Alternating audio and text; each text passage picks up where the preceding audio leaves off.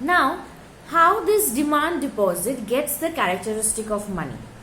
Like I said, I will be discussing check. When we open an account with the bank gives us a checkbook. It issues a checkbook. Now, this demand deposit is obtaining the characteristics of money when sometimes we settle transactions, we settle money transactions, or we pay somebody through checks on these demand deposits. Like, if you want to pay somebody an amount of money, you no need to withdraw the money from the bank. You can write a check on behalf of that person and deposit it. The bank, after depositing the check, the bank is liable to pay to the person the amount of money he is due to get, okay, from your account. Okay, so this is the mode of check. Then what is a check? It is a kind of paper instruction. It is a kind of paper instruction to the,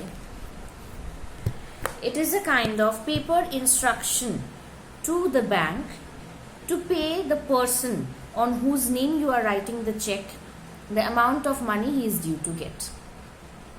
Okay. So, without taking out the money from your account, you can directly settle the money transaction by giving a check. So, in today's modern economy, check is also a part of the money, because through checks we can also do transactions, monetary transactions, by not directly doing into cash. Okay, so check is also a part of the component of money in this modern economy, where there is no mandatory use of cash. Okay, so it is a kind of paper instruction to the bank to pay the person on whose name you are writing the check the amount is due to get. Okay, see, now I will show you a check. It is there in your book. See, this is a form of a check. Hope you all can see. Wait. See, this is a form of a check. Here we write the amount, the name of the person, the amount in rupees, your signature, okay, and other details of your bank are given here.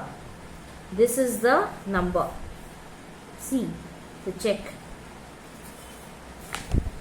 So, this you have to do, okay, if in the exam they give a picture and you have to mark.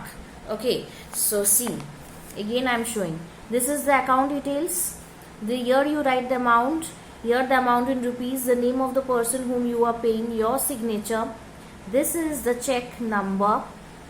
Okay, this is the check number.